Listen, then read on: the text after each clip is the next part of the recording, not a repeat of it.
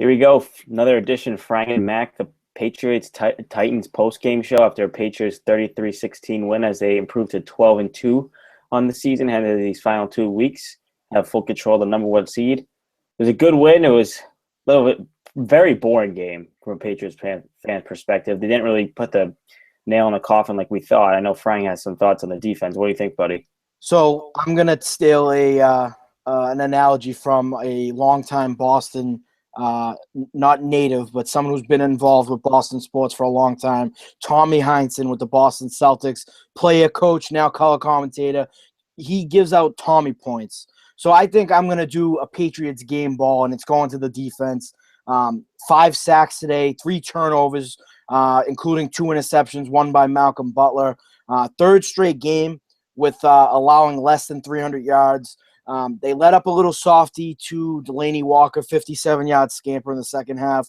But the defense, I've said since Edelman went down, I think that the Patriots are only going to go as far as this defense lets them go. So as long as this defense continues to come out and play well, Jamie Collins, 8 tackles, had that game-sealing interception, also had a sack. Malcolm Butler had 5 tackles, 2 interceptions. One was wiped out by a penalty. Jabal Sheard has still been proving himself as a great signing from Cleveland. Chandler Jones finally showed up after his month-long absence of being missing. Akeem Hicks, a sack today. All around, great game from the defense. And as long as they're playing well, we'll always be in the ball game. I agree with you 1,000%. Yeah, the defense, they let up a little bit in the second half, but you could say the whole team did. That front seven is really starting to look good. That those big guys in the middle and the interior, Akeem Hicks, Alan Branch, Malcolm Brown, they're really, really being productive, and they're going to need to with the absence of Dominique Easley. Those guys come off the edge. Jabal Sheard, can't say enough of him. Guy's just been a monster of late. You hope that Dante Hightower's okay. He limped off. I tend to think that he's all right, but his injury's been a concern. But the defense as a whole, not a great offense, but some good weapons on that Titans team. They essentially won this game for the Patriots. I'm gonna shed a little negative light on things right now and talk about. Wait, before you say that, all right, there's 2 guys that I know you have a lot of things to talk about regarding the offense, but 2 guys we didn't mention, Rob Ninkovich and Gerard Mayo, have really turned it on. I'd say the past 4 or 5, maybe 6 weeks after sluggish starts. I know Mayo's coming off 2 season-ending injuries. That's always tough to do mentally, mental block there. And Ninkovich had a slow start to this campaign. 2 guys that we haven't mentioned today also stepping it up. And Mayo's getting more snaps when he was struggling to get on the field in the first half of the season. But let's hear your offensive criticism for the Patriots. Well, the first half I can't be angry about anything. The offense was great in the first half. They were moving the ball. Gronk, Amendola, LaFell was even getting into the action. Keyshawn Martin, loved the way they ran the ball with Brandon Bolton. Even Joey Josefa had some nice runs in there.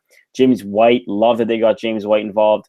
And in the second half, they just completely took their foot off the gas pedal and just couldn't do anything, just stalling. Brady's getting hit. Guys are dropping passes. Gronk, after a good start, had a pretty bad second half. He had a touchdown right in his hands late in the game, which, I mean, the game was still well in hand, but you got to make that catch. You got to put the game away. You got to prove that you're a dominant team in the AFC against a bad Tennessee Titans team.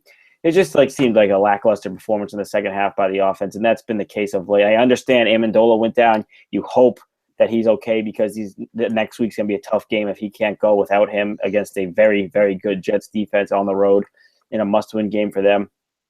It's just the lackluster performance of the offense that's making this frustrating. And Brady can't do anything without slot receivers. Other guys got to step up. Other guys got to get open. You got to stop having stupid penalties. You got to give your quarterback time to throw.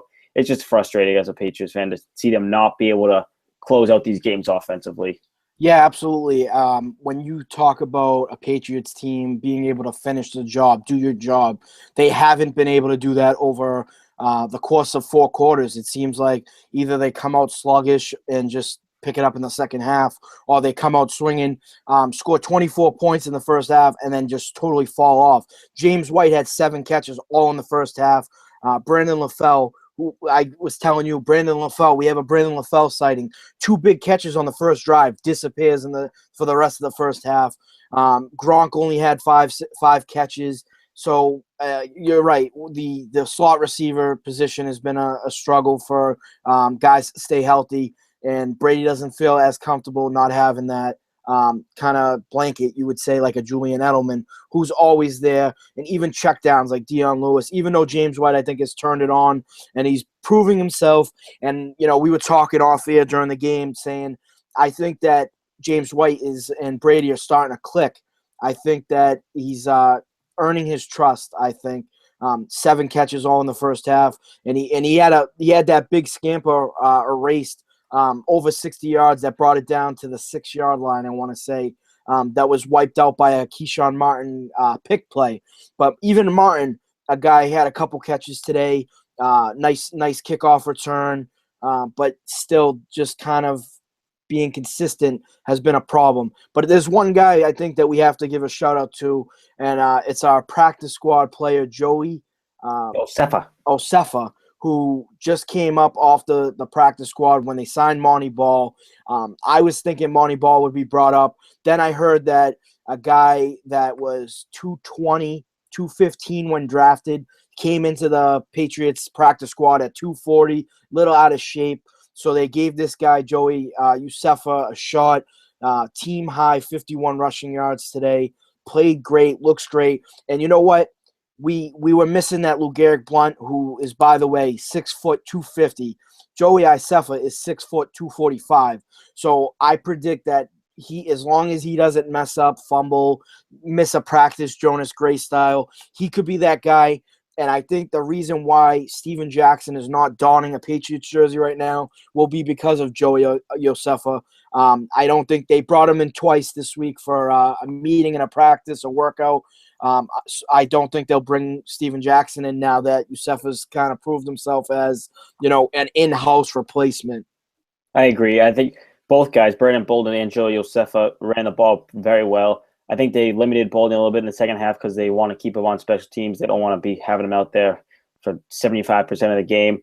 But it was a good performance running the ball. I think that's kind of why you got to, talk about the offense. When we were talking during the game, I was mad about the offense not being able to capitalize, but it seemed like they were kind of just trying to run the clock down. I mean, they were running the ball on 3rd and 2 in the third quarter. Like, they were really just trying to get out of this game alive, I think. I don't know if it's really about how bad the offense is, or I think it's more of they're just trying to stay healthy because they know how much they need all these guys going into the playoffs and then going into next week again into New Jersey and the Meadowlands.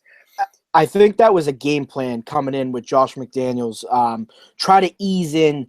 James White is just a pass-catching back. He does not get a ton of carries, if any. I think he had 3 or 4 today. Does not get a lot of carries out of the backfield. Strictly pass-catching back. Brandon Bolden got the start, looked good in the first early on, first quarter, second quarter, and then they eased in Joey Osefa just because Brandon Bolden he can be an every down back, but that makes our special teams, which struggle as of late, that just makes them a little bit more thin. So that's great that they kind of eased in Osefa, who now we might have something here. He is a Lou Gehrig Blunt type power runner. Looked pretty good. So Brandon there was a great game plan coming in to try to ease him in, not just straight up give him all the carries. So I respect the game plan coming in, and I think it worked for the most part. I agree. It was a good get out of this game alive. If that's looking back in hindsight, you don't think that during the game because you just want your team to pile up points. But looking back, that's how it really was. And get out of this game alive. You should win this game in your sleep. Go into next week, try to get your guys fully healthy because you got a big one against the Jets. What did you think about Marcus Mariota today? Very small sample size because he got hurt. Just 3 of 6 for 32 yards. No interceptions, no touchdowns. Was sacked 3 times before he went down with that knee injury. I originally thought it could be hyperextension, but when you're talking knee, you never know. I'm sure he'll go for MRIs soon. We'll be hearing more updates as it comes along. But he tried on a couple braces. Couldn't get comfortable, couldn't get the right size for his knee, and they went to Zach Mettenberger, and it seemed like that was the right call because he provided a little bit of a spark. Yeah, neither guy was really kind of reckless with the ball. I mean, Zach Mettenberger had one really bad pick that you can put on him, but both guys seem to be making smart decisions with the football. They're just not a very talented team that has those guys. I will say Dorial Green-Beckham is the player that I like a lot. I liked him a lot coming out into this draft. I thought it would be nice if the Patriots could take a chance on him. 6'5" receiver going into college. He was the number one recruit in the country out of high school. He's just a physical freak when you talk about wide receiver. I think he's going to be a star in this league if he can get the right quarterback play. And Six I think catches, 113 yards today. Definitely had a great game. yeah, he's a freak. He's a physically gifted wide receiver. Not talked about too much too, because the 3-11 Tennessee Titans. But I think there's a lot of pieces on this team that I know they're in the running for the first overall pick next in the upcoming draft. But I think they have some building blocks. I think Delaney Walker is a great tight end.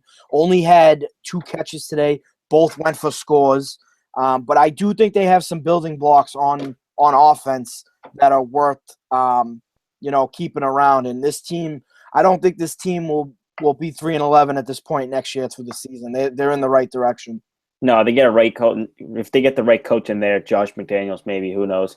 They could be a good football team. They have the pieces. They just need the guys on defense in the secondary.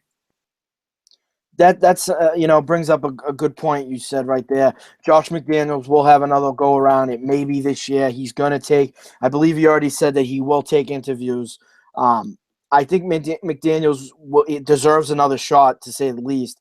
But here's a guy who's been the mastermind of the Patriots defense. Why doesn't Matt Patricia get any calls? Why isn't he? And I'm glad. I mean, obviously, if you can keep these guys, around on the staff, that's great because it works. They have that system that works in New England. But here's a guy that's been great building this defense, working with what he has, and he's the mastermind that figured out, what, we don't have a great cornerback, a great secondary group, so we're going to put our best guy on your number 2 receiver, and we're going to shut down your number 1 weapon with safety help and your number 2 cornerback. So here's a guy that doesn't get a lot of love and a lot of respect around the league. Maybe he could potentially get a couple phone calls in the offseason. We'll see. I think it's a guy who's who's coached under the shadow of Bill Belichick for his whole career. Bill Belichick's known as a defensive genius. I think Patricia definitely does not get a lot of credit. And the Patriots defense really hasn't been elite for a long time. I mean, last year it was very good. This year it's been really good given what the injuries they've had. And don't break. But yeah, they don't matter, but the turnovers and points allowed matter, and they're always top 10 in that category. We'll see if he gets any calls in the next few weeks, because that's when the calls are really going to happen in the next 2 or 3 weeks for Black Monday's coming pretty soon. Yep. All right, you got any other thoughts on this game, Frang, or any? On this game, not so much. Solid win. Should have been. Second half could have put up a lot more points, but I'm glad they got out of this game. Hopefully Pat Chung and Hightower are doing okay. I originally thought, and Amendola, of course. Another special teams miscue, trying to do too much on that punt return, which I think is the 3rd time in 4 games and the 4th time this year that they've muffed a punt, and that is not including the block punt. So they definitely need to figure out. And I told you I wasn't crazy on the first 3 and out for Tennessee, their first punting unit. I wasn't happy that Amendola was back there to take punts because I know, one, here's a guy that's had durability issues, and it's just we don't want him to do too much. That's why a guy like Brandon Bolden can't he can't be the every down back then be on special teams. Can't spread a guy out that thin. So they have to secure that punt return, man. It's struggled. It's been a position that no one's excelled at this year. And Amendola, hopefully going forward, he's healthy because the play he got hurt was the punt. He got hurt on the punt return. Mm-hmm. But I'm not sure if he was 100%. I don't. Well, definitely not. Definitely not. To say, I don't know if anyone is 100% at this point. Around the league, but it showed on offense. Only had 1 catch, so he wasn't a factor today in as that slot man that Brady trusts. I agree. Well, that wraps up for this edition of Frang and Mack post-game show. We'll be back hopefully Thursday this week. If other Christmas Eve, probably not. We won't be back this Thursday. Maybe sometime this week you'll see us, but you'll see us next week for a post-game show, Patriots-Jets. Hopefully the Patriots can lock up a number 1 seed that day so that Miami game has no meaning to the overall standings. But Patriots get another nice win here, 33-16, improved to 12-2, their 5th straight 12-win season. It's a remarkable feat, I would say. All right, that's it for us.